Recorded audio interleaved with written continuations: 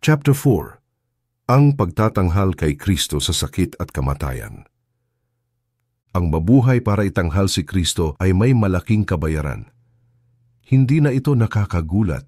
Siya ay ipinako sa krus. Tinuring siya na parang isang dyablo. At tinawag niya tayo para sumunod sa Kanya. Ang sinumang nagnanais sumunod sa akin ay dapat itakwil ang kanyang sarili, pasanin ang kanyang krus, at sumunod sa akin, ayon sa Marcos chapter 8, verse 34.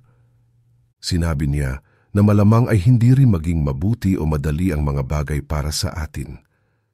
Kung ang ama ng sambahayan ay tinawag nilang Beelzebul, lalo nang lalaitin nila ang kanyang mga kasambahay, ayon sa Mateo chapter 10, verse 25. Ngunit ang paghihirap kasama ni Jesus sa daan ng pag-ibig ng Kalbaryo ay hindi lamang basta resulta ng pagtatanghal kay Kristo.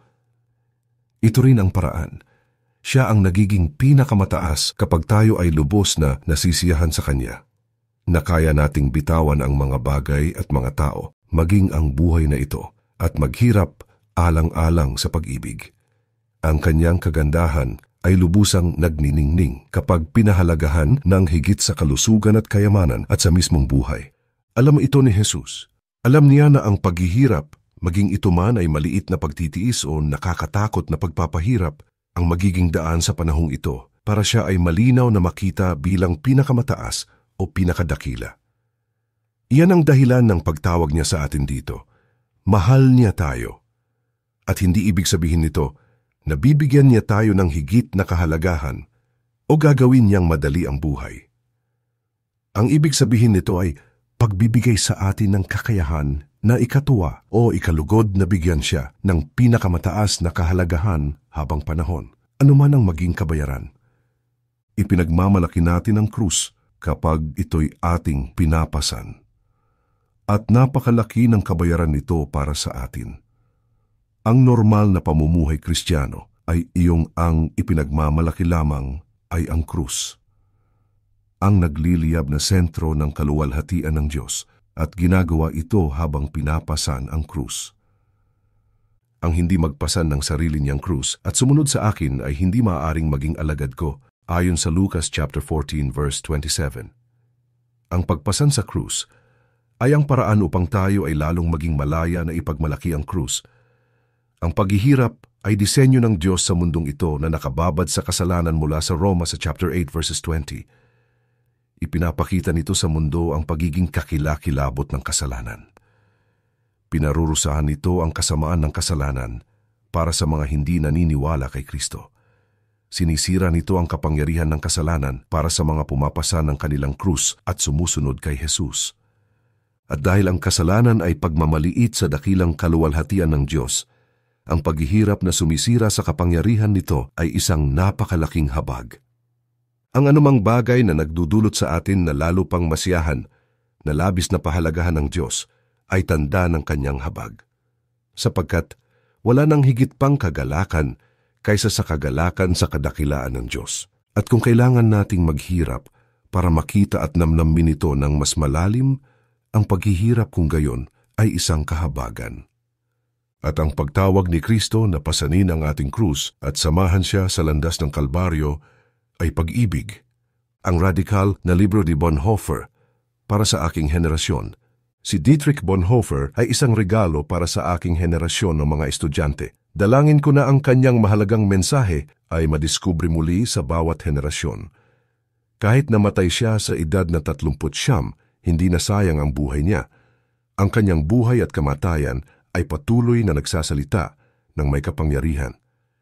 Siya ay binigti sa concentration camp sa Flossenburg, Germany noong April 9, 1945. Siya ay naging isang pastor at guro at pinuno ng isang maliit na training school para sa church at naging bahagi ng resistance movement ng mga protestante laban sa Nazis. Ang librong nagpaalab sa pananampalataya ng libu-libong tao sa aking henerasyon ay tinawag na The Cost of Discipleship. Nabasa ko ito noong Christmas break, noong nasa huling taon na sa kolehiyo. Marahil ang pangungusap sa libro na pinakakilala at nakapagpahubog ng buhay ay, ang krus ay hindi ang teribleng katapusan. sa isang pamumuhay na masaya at may takot sa Diyos. Ngunit kinakatagpo tayo nito sa panimula ng ating pakikipag-isa kay Kristo. Kapag tinawag ng Diyos ang isang tao, tinatawag niya itong lumapit at mamatay. Ang pagtakas sa kamatayan ang pinakamaikling daan para sa isang buhay na sinayang. Ang libro ni Bonhoeffer ay isang malaking pagsasakdal sa cheap grace na nakita niya sa Christian Church sa parehong panig ng Atlantic. Naniwala siya sa pagpapawalang sala dahil sa biyaya sa pamamagitan ng pananampalataya. Pero hindi siya naniwala na maaaring iwanan ng pananampalatayang nagpapawalang sala ang mga tao nang hindi na bago ng radikal na Kristo na sinasabi nilang pinaniniwalaan nila. Iyan ay isang cheap response sa gospel. Sabi niya, ang tanging tao na may karapatang sabihin na siya ay napawalang sala nang dahil lamang sa biyaya ay ang taong iniwan ng lahat para sumunod kay Kristo. Ang mga kabalintunaan o paradox ng buhay na nakapagtatanghal kay Kristo. Ang isang buhay na nakalaan sa pagpapahalaga at pagpaparangal kay Kristo ay may malaking kabayaran. At ang kabayaran ay parehong isang resulta at isang paraan ng pagpapahalaga sa Kanya. Kung hindi natin yayakapin ang daang puno ng kagalakan at masakit na pagmamahal, sasayangin natin ang ating buhay. Kung hindi natin natutunan kay Pablo ang mga kabalintunaan o paradox ng buhay na nakapagtatanghal kay Kristo, aaksayahin lamang natin ang ating mga araw sa paghabol sa mga bagay na walang kabuluhan. Namuhay siya na nalulungkot, gayong laging nagagalak, mga dukha, ngunit maraming pinapayaman. Mga walang-wala ngunit sagana sa lahat ng bagay, ayon sa 2 Korinto, chapter 6, verse 10. Ang daan patungong Kalbaryo ay may malaking kabayaran at maraming pasakit, pero hindi walang kagalakan. Kapag niyakap natin ng may kagalakan ang kabayaran ng pagsunod kay Kristo, ang kanyang kahalagahan ay magniningning sa mundo. Ang mismong kabayaran ay magiging paraan upang makita ang kadakilaan ni Kristo. Si Apostol Pablo ay may nag-iisa at dakilang pasyon sa buhay. Nakita natin siyang ipahayag ito sa iba't ibang paraan. Walang sino mang kikilalanin kundi si Hesukristo na ipinako sa krus ayon sa 1 Korinto chapter 2 verse 2. Ang ipagmalaki lamang ay ang krus ayon sa Galatia chapter 6 verse 14. Ang nag-iisang pasyon ni Pablo sa buhay at kamatayan. Ipinahayag niya sa ibang paraan ang tungkol sa kanyang dakilang pasyon at nagpapakita ito sa atin kung paanong ang kabayaran ng pagpapahalaga kay Kristo ay ang paraan din para gawin ito. Sinabi niya sa iglesia sa Filipos, ang aking pinakananais at inaasahan ay ang hindi ako mapahiya sa anumang bagay, kundi sa lahat ng panahon at lalo na ngayon ay buong tapang kong maparangalan si Kristo sa buhay man o sa kamatayan. Sapagkat para sa akin, ang buhay ay para kay Kristo at ang kamatayan ay pakinabang, ayon sa Filipos chapter 1 verse 20 to 21. Dito ay nalikha at nasagot ang tanong. Paano mo mapaparangalan si Kristo sa kamatayan? Paanong ang pagkawala ng lahat sa mundong ito ay isang paraan para pahalagahan si Jesus? Pakinggan nating mabuti si Pablo.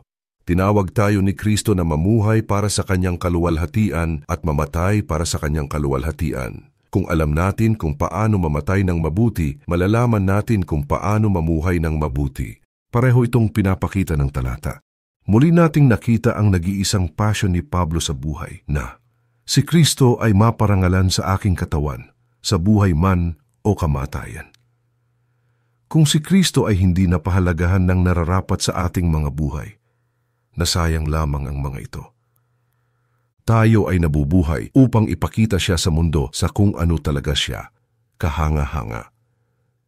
Kung ang ating buhay at kamatayan ay hindi nagpapakita ng kahalagahan at kamanghaan ni Jesus, nasayang lamang ang mga ito. Ito ang dahilan kung bakit sinabi ni Pablo na ang nais o layunin niya sa kanyang buhay at kamatayan ay upang si Kristo ay maparangalan, ang ating kahihiyan at ang ating kayamanan.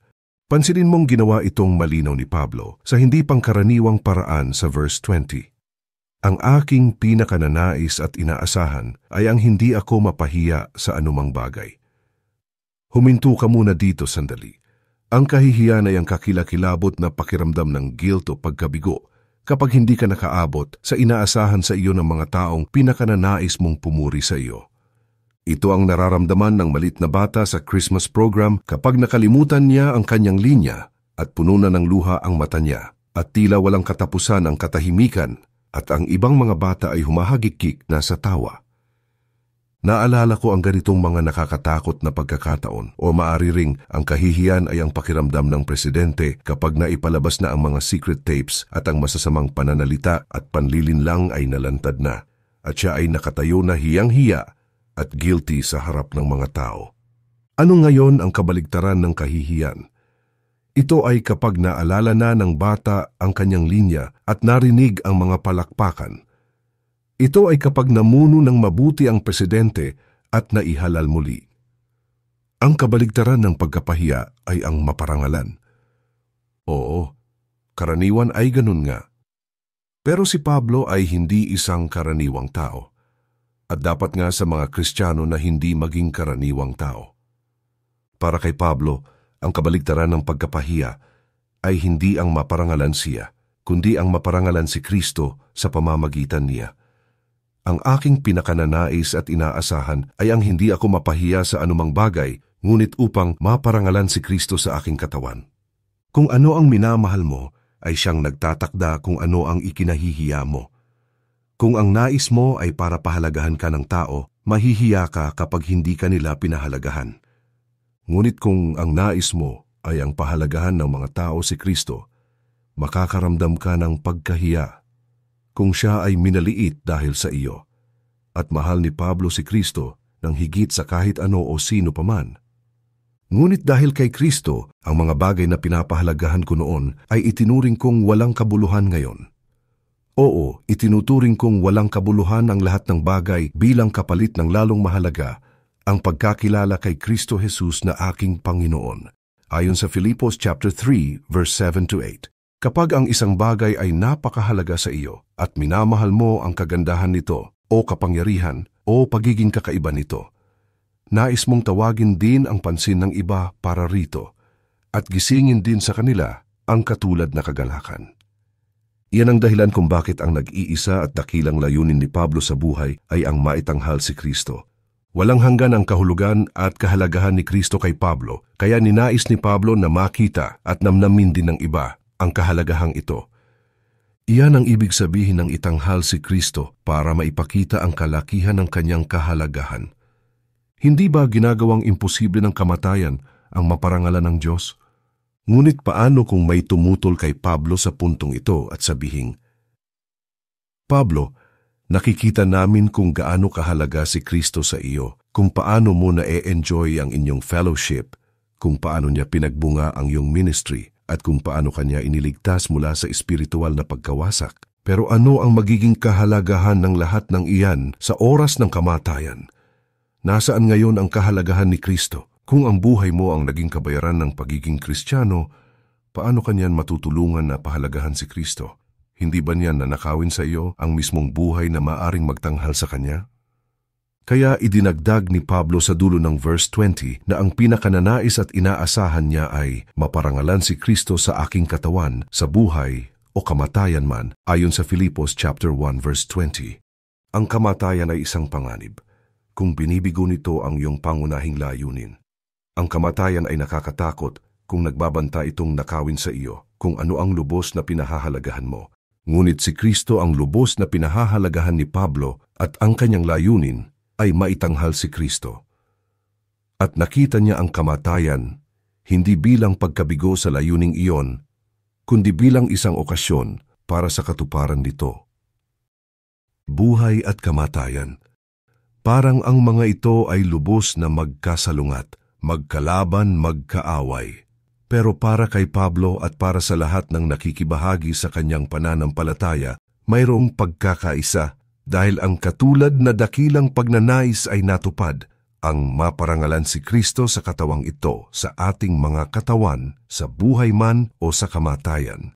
Sa Filipos chapter 1 verse 21, nagbigay si Pablo ng isang siksik na buod na nagpapaliwanag kung paanong siya ay puno ng pag-asa, na si Kristo ay maitatanghal sa kanyang buhay at kamatayan. Sapagkat para sa akin, ang buhay ay para kay Kristo at ang kamatayan ay pakinabang.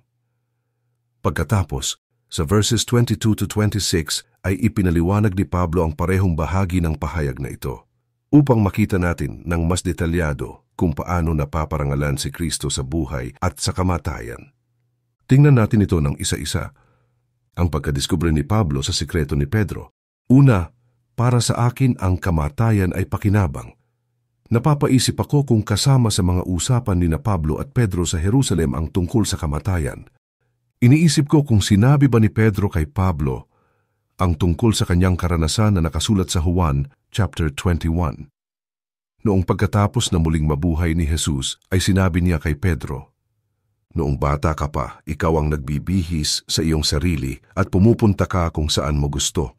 Ngunit pagtanda mo, iuunat mo ang iyong mga kamay at iba ang magbibihis sa iyo at dadalhin ka kung saan hindi mo gusto." Ayon sa Juan chapter 21 verse 18.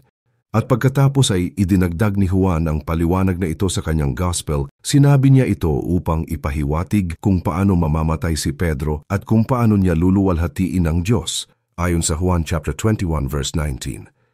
Iniutos o itinakda ng Diyos na madadakila ni Pedro ang Diyos sa kanyang kamatayan. Hindi ako nagdududa na noong iniabot ni na Pedro at Pablo ang kanilang kamay bilang tanda ng pakikipag-ugnayan o fellowship, ang higpit ng kanilang mga kamay at pagtatagpo ng tingin ay nagpapakita ng nag-iisa at magkaparehong passion.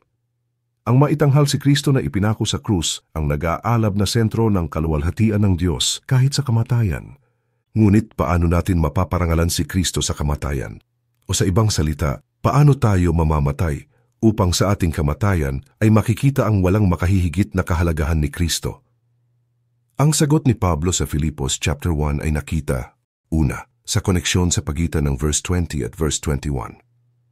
Ang mga talatang ito ay pinagkonekta ng salitang sapagkat at nagtapos ito sa mga salita tungkol sa kamatayan. Ang aking pinakananais ay maparangalan si Kristo sa aking katawan sa kamatayan, sapagkat para sa akin ang kamatayan ay pakinabang. Sa makatuwid, kung naranasan mo ang kamatayan bilang pakinabang, naparangalan mo si Kristo sa kamatayan. Paano nagiging pakinabang ang kamatayan? Bakit ganoon? Ipinapakita ng verse 23 kung bakit ang kamatayan ay kapakinabangan kay Pablo. Nais ko nang pumanaw sa mundong ito upang makapiling ni Kristo sapagkat ito ang lalong mabuti. Iyan ang ginagawa ng kamatayan, dinadala tayo nito sa pagiging mas malapit kay Kristo. Namatay tayo at nakapiling ni Kristo at iyan, ayon kay Pablo, ay kapakinabangan. At kapag naranasan mo ang kamatayan sa ganitong paraan, sinabi ni Pablo na itatanghal mo si Kristo. Ang maranasan si Kristo bilang kapakinabangan sa iyong kamatayan ay pagtatanghal kay Kristo. Ito ay lalong mabuti kaysa sa pamumuhay rito sa mundo. Totoo ba? Higit na mabuti kaysa sa lahat ng kaibigan sa eskwelahan? Higit na mabuti kaysa sa umibig? Higit na mabuti kaysa mayakap ang mga anak mo? Higit na mabuti kaysa sa pagiging matagumpay sa iyong propesyon? Higit na mabuti kaysa sa pagre-retiro at sa mga apo? O, 1,000 beses na mas mabuti. Noong mangaral ako noong ako ay kandidato sa pagiging pastor, na naging posisyon ko nang isulat ito, ang talatang ito sa Biblia ang aking teksto. Iyan ay noong January 27, 1980. Gusto kong ipakita sa mga tao mula sa Biblia ang nag-iisang naisin o passion sa buhay na sumasaklaw sa lahat. Ang maitanghal si Kristo sa lahat ng bagay maging sa buhay man o sa kamatayan.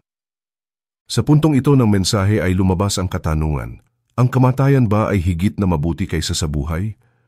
Ang mamatay ba upang makasama si Kristo ay higit na mabuti kaysa sa pananatili rito?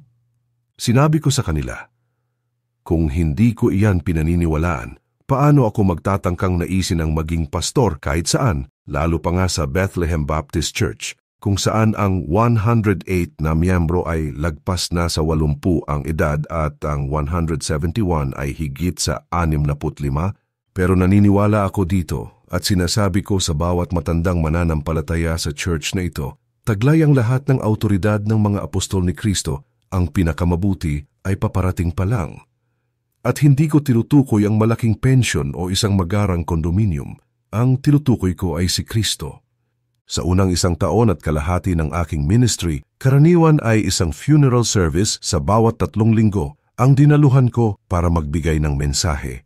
at marami pa pagkatapos niyan. Ito ay isang matamis at nakakapagpahinahong panahon para sa isang bagong pastor. Ipinag-ugnay nito ang aking puso sa maraming pamilya habang kami ay namamaalam sa maraming kaibigan.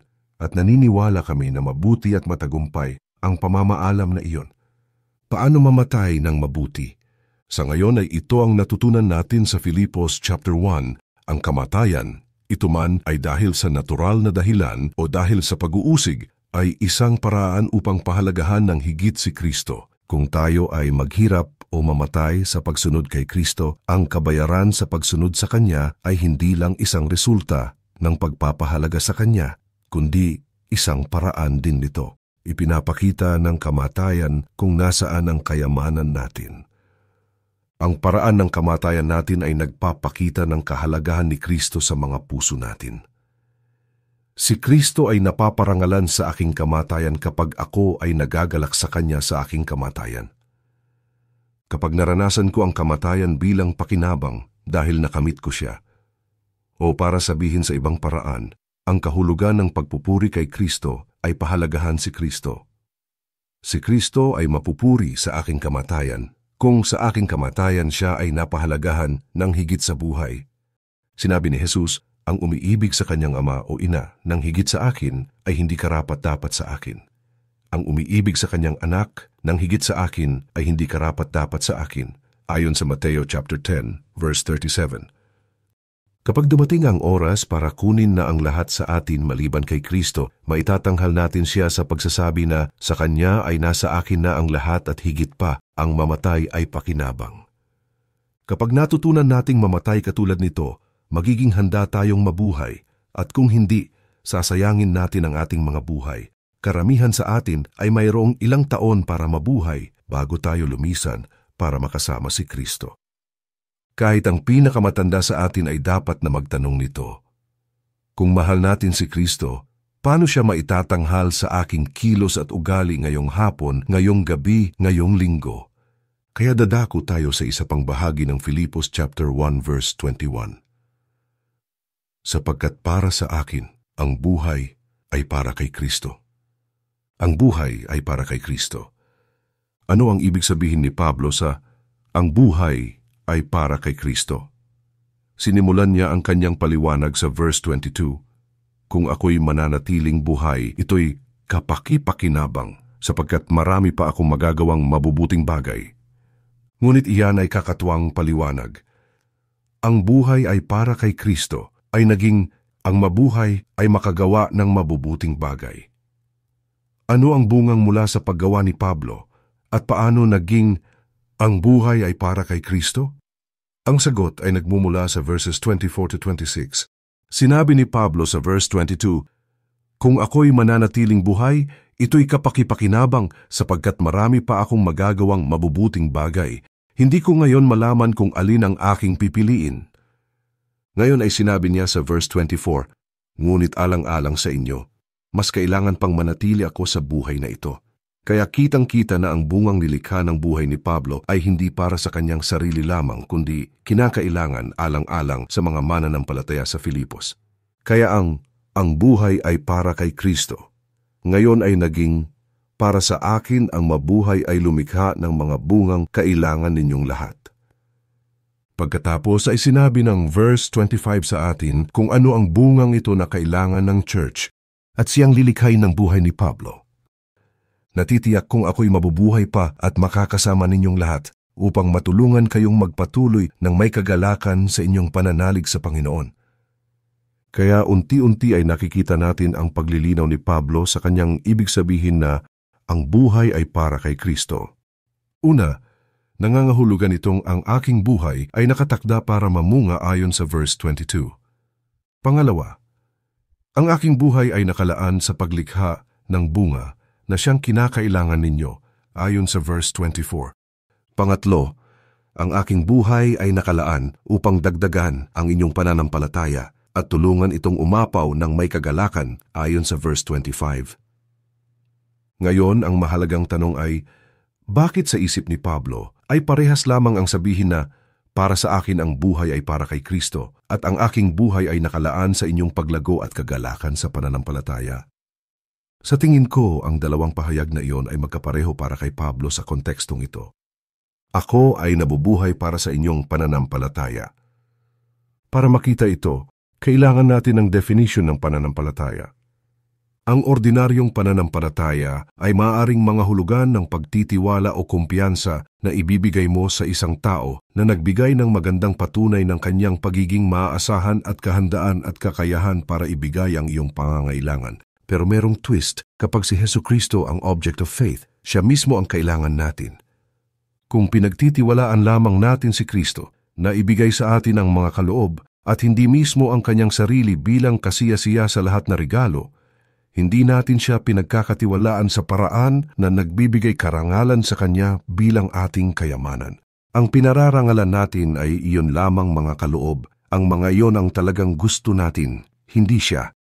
Kaya ang biblical na pananampalataya kay Jesus ay dapat na mga hulugan na nagtitiwala tayo sa kanya na ibigay kung ano ang pinakakailangan natin, ang kanyang sarili. Ibig sabihin niyan na dapat ay kasama sa kahulugan ng pananampalataya ang pagpapahalaga kay Kristo ng higit sa lahat ng bagay. Ngayon ay nasa posisyon tayo na makita kung bakit ang dalawang layunin ni Pablo ay iisa lang naman talaga. Ayon sa verse 20, ang kanyang layunin ay maitanghal si Kristo sa buhay at ayon sa verse 25, ang kanyang layunin ay makatulong upang magpatuloy sa kagalakan ang pananampalataya ng mga taga-Filipos. Iyan ang dahilan kung bakit naniniwala siya na hahayaan pa siyang mabuhay ng Diyos. Ito ang kanyang magiging buhay, ang magpagal para sa kanilang pagpapatuloy ng may kagalakan sa pananampalataya. Pero ngayon ay nakita natin na ang pananampalataya ay pagpapahalaga kay Kristo. Ang salitang kagalakan sa verse 25 upang matulungan kayong magpatuloy ng may kagalakan sa inyong pananalig ay nagpapahiwatig na ang pagpapahalagang ito ay pagpapahalagang puno ng kagalakan. At kapag si Kristo ay buong kagalakang pinapahalagahan, siya ay naitatanghal. Iyan ang nag-iisa at sumasaklaw sa lahat na passion ng buhay ni Pablo. Sa makatuwid, sinasabi ni Pablo, ang aking buhay ay nakalaan sa paglikha sa inyo ng isang dakilang karanasan ng puso kung paanong si Kristo ay maitatanghal. Ang magalak sa kanya, buong galak na pinahahalagahan siya ng higit sa lahat. Iyan ang ibig kong sabihin nung sinabi ko na, para sa akin ang buhay ay para kay Kristo. Ibig sabihin ako ay nabubuhay para sa inyong pananampalataya na nagtatanghal kay Kristo.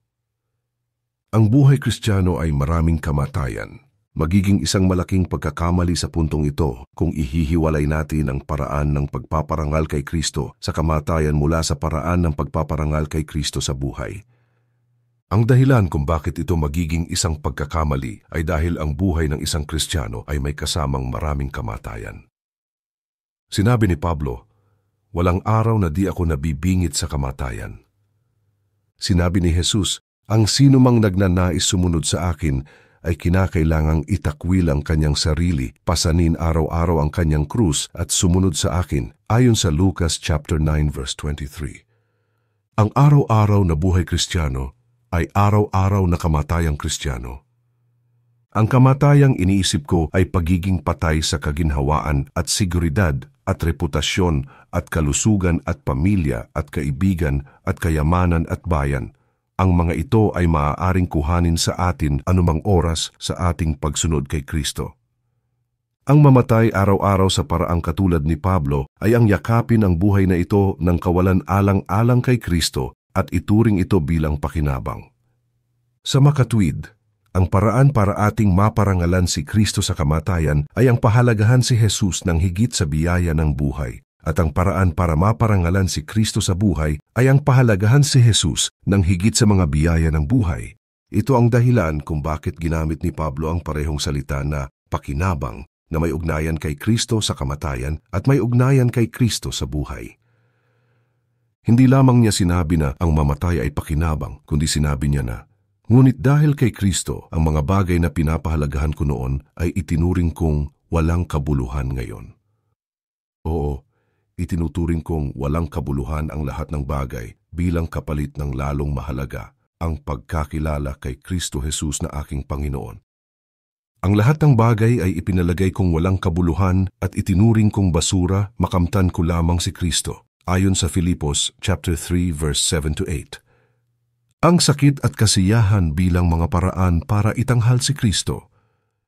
Ang lahat sa buhay ng Kristiyano ay nakatakda para sa ikatatanghal ni Kristo.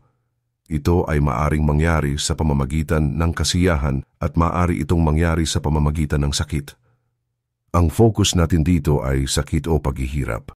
Ang dahilan para rito ay hindi dahil ang 1,000 mabubuting bagay ay hindi dumarating sa atin bilang Kristiyano.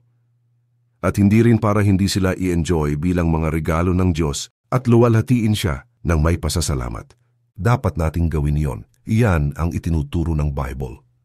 Ang lahat ng nilikha ng Diyos ay mabuti at walang dapat ipalagay na masama. Sa halip ay dapat tanggaping may pagpapasalamat sapagkat ang mga ito'y nililinis ng salita ng Diyos at ng panalangin ayon sa unang Timoteo chapter 4 verse 4 to 5. At totoo naman na ang naghahandog ng alay ng pasasalamat ay nagpaparangal sa akin mula sa Awit chapter 50 verse 23. Ang dahilan kung bakit hindi ko ito binigyang diin ay dahil madali sa atin na tumalon agad sa maganda o kasiyasiyang bahagi ng katotohanan. Tayo ay mga makasalanan, mga nilikha na mahilig sa kaginhawaan. Palagi tayong humahanap ng mga paraan para depensahan ang pamamaraan ng buhay na nagpoprotekta, nagbibigay seguridad at nagpapasaya sa sarili natin. Nalalaman ko ito mismo sa aking sarili at masaya akong hindi naman lahat ng ito ay masama. Ang Diyos ay masaganang nagbibigay ng lahat ng mga bagay para sa ating kasiyahan ayon sa unang Timoteo chapter 6 verse 17. Ang kawalan ay nagpapakita kung sino ang ating kayamanan. Ngunit ang higit ko pang tiyak na nalalaman ay ito, ang pinakadakilang kagalakan sa Diyos ay nagmumula sa pagbibigay o pagbabahagi ng kanyang mga regalo at hindi sa pagtatabi o pagtatago sa mga ito para sa ating sarili. Mabuti ang magtrabaho at magkamit ng mga bagay, ngunit mas mabuti ang magtrabaho at magkamit ng mga bagay upang makapagbigay sa iba. Ang kaluwalhatian ng Diyos ay higit na nagniningning kapag tayo ay pinasaya niya sa panahon ng kawalan, kaysa kapag siya ay nag-provide sa panahon ng kasaganaan. Inilalagay ng health, wealth, and prosperity gospel ang kagandahan ni Kristo sa kagandahan ng kanyang mga kaloob at ginagawang Diyos-Diyosan ang mga kaloob na ito. Hindi humahanga ang mundo kapag ang mga Kristiyano ay yumayaman at nagpapasalamat sa Diyos. Sila ay humahanga kapag ang Diyos ay ganap na kasiyasiya na nagagawa nating ipamahagi ang ating mga kayamanan alang-alang kay Kristo at itinuturing itong pakinabang. Walang nagsabi na natutunan nila ang pinakamalalim na aral ng buhay o natamasa ang matamis na pakikipag-ugnayan sa Diyos sa mga panahon ng kasaganaan. Lumalalim ang mga tao sa Diyos kapag dumating ang tagtuyot. Iyan ang paraang itinalaga ng Diyos. Ang layunin ni Kristo ay maitanghal siya sa ating buhay ng pinakamalinaw sa kung paano natin siya naranasan sa ating kawalan. Si Pablo ang ating halimbawa. Napakabigat ng aming dinanas, ano pat akala namin ay mamamatay na kami, para kaming hinatulan ng kamatayan. Subalit nangyari iyon upang huwag kaming manalig sa aming sarili, kundi sa Diyos na muling bumubuhay sa mga patay ayon sa 2 Korinto chapter 1 verse 8 to 9. Ang disenyo ng paghihirap ni Pablo ay upang gawing sobrang linaw para sa kanyang kaluluwa at para sa atin na ang Diyos at tanging ang Diyos ang nag-iisang kayamanan na mananatili magpakailanman. Kapag ang lahat sa buhay ay tinanggal na maliban sa Diyos at higit tayong nagtiwala sa Kanya dahil dito, ito ay pakinabang at siya ay naluluwalhati. Ang pagsayang sa buhay sa pamamagitan ng pagtakas mula sa sakit. Napakahalaga ng disenyong ito para sa buhay Kristiyano, kaya dapat nating buksan ang ating mga mata para makita kung gaano kalawak ang pagpapahayag ng Biblia tungkol dito. Maraming professing Christians ang sinasayang ang kanilang buhay sa pagtatangkang takasan ang kabayaran ng pag-ibig. Hindi nila nakikitang ito ay palaging sulit na sulit. Mayroong higit na makikita at malalasap sa kaluwalhatian ng Diyos sa pamamagitan ng paghihirap kaysa sa pagtakas dito, alang-alang sa sarili. Ganito ito ipinahayag ni Pablo, kaya't hindi kami nasisiraan ng loob, kahit na humihina ang aming katawang lupa, patuloy namang pinalalakas ang aming espiritu araw-araw. Ang bahagya at panandaliang kapighati ang dinaranas namin ngayon ay magbubunga ng kagalakang walang hanggan at walang katulad, ayon sa 2 Korinto chapter 4 verse 16 to 17. Ang panandalian ay tumutukoy sa habang buhay kung ikukumpara sa walang hanggan. Ang bahagya ay tumutukoy sa paghihirap at kamatayan, kumpara sa tindi ng walang hanggang kagalakan sa presensya ng Diyos. Ito ang ating nakukuha kung tayo ay patuloy na magtitiwala kay Kristo. Ito ang sinasayang natin kapag hindi tayo nagtiwala kay Kristo. Dinisenyo ng Diyos ang mga paghihirap upang paigtingin ang ating pag-asa para sa kaluwalhatian ng Diyos. Sinabi ni Pablo sa Roma chapter 5 verse 2 na sa pamamagitan ng pananampalataya ay tinamasa natin ang kagandahang loob ng Diyos at tayo'y nagagalak dahil sa pag-asang tayo'y makakabahagi sa kanyang kaluwalhatian. At pagkatapos ay sinabi niya sa atin sa sumunod na 2 talata kung paano napapanatili at napapatamis pa ang pag-asang iyon. Hindi lamang iyan, ikinagagalak din natin ang mga kahirapang ating tinitiis dahil alam nating ito'y nagbubunga ng pagtitiyaga. At ang pagtitiyaga ay nagbubunga ng mabuting pagkatao at ang mabuting pagkatao ay nagbubunga ng pag-asa mula sa verse 3-4. Ang pag-asang ito na lumalago, lumalalim at nagbibigay kasiyahan sa pamamagitan ng paghihirap ay ang pag-asang binanggit sa verse 2, ang pag-asa ng kaluwalhatian ng Diyos. Tayo ay nilikha upang makita at namnamin ang kaluwalhatiang ito at gagamitin ng Diyos sa kanyang pag-ibig ang anumang pagsubok na kinakailangan upang paigtingin ang ating pagnamnam sa kanyang kaluwalhatian. Mayroong pagkakaiba sa pagitan ng pagsasakripisyo at pagpapakamatay. Hindi masamang manalangin para gumaling, ang uminom ng gamot, ang maglagay ng kandado sa inyong bahay, ang tumakas sa mga nagkakagulong mga tao. Hindi tayo tinatawag ng Biblia para magpakamatay. Isang pag-aakala ang tumalon sa templo habang binabanggit ang pangako ng Diyos sa Biblia na sasaluhin kanya. Ang Diyos ang nagdedesisyon kung ang daan ng pagsunod ay mapupunta sa paghihirap. Si Satanas ay mayroong sariling ginagawa.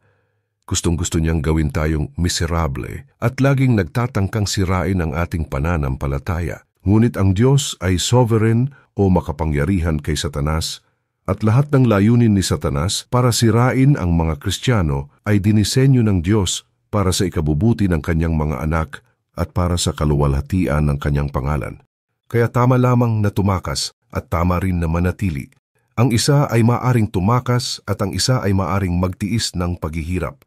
Kung kailan dapat tumakas at kung kailan dapat manatili ay isang mahirap na tanong para sa maraming mga misyonero at urban workers at Kristiyano sa mga secular workplaces na may malaking oportunidad at malaking labanan o conflict. Ang isang taong pinag-isipan ito ng higit sa atin ay si John Bunyan, ang pastor na iginugol ang 12 taon sa kulungan at nagsulat ng Pilgrim's Progress. Maaari sana siyang napalaya sa kulungan kung sumang-ayon lamang siya na hindi mangaral. Kailangan siya ng kanyang asawa at mga anak. Ang isa sa kanyang mga anak na babae ay bulag. Isa yung napakahirap na desisyon. Ang pagkakalayo ko sa aking asawa at mga anak sa lugar na ito ay naging tila paghihiwalay ng laman mula sa aking mga buto. Narito ang isinulat niya tungkol sa kalayaan ng Kristiyano na manatili o tumakas mula sa panganib. Maaari ba tayong sumubok na tumakas? Maaari itong gawin kung ito ang nasa puso mo. Kung nasa puso mo ang tumakas, tumakas ka. Kung ang nasa puso mo ang manatili, manatili ka. Kahit ano huwag lang ang pagtanggi sa katotohanan. Siya na tatakas ay may karapatang gawin iyon. Siya na nanatili ay may karapatang gawin iyon. Oo, ang parehong tao ay maaaring parehong tumakas o manatili kung paano tumawag o kumilos ang Diyos sa kanyang puso. Tumakas si Moises ayon sa Exodus chapter 2 verse 15. Nanatili si Moises ayon sa Hebreo chapter 11 verse 27. Tumakas si David ayon sa unang Samuel chapter 19 verse 12. Nanatili si David ayon sa unang Samuel chapter 24 verse 8. Tumakas si Jeremias ayon sa Jeremias chapter 37 verse 11 to 12. Nanatili si Jeremias ayon sa Jeremias chapter 38 verse 17. Umalis si Kristo at nagtungo sa ibang lugar ayon sa Lucas chapter 9 verse 10. Nanatili si Kristo ayon sa Juan chapter 18 verse 1 to 18. Tumakas si Pablo ayon sa ikalawang Korinto chapter 11 verse 33.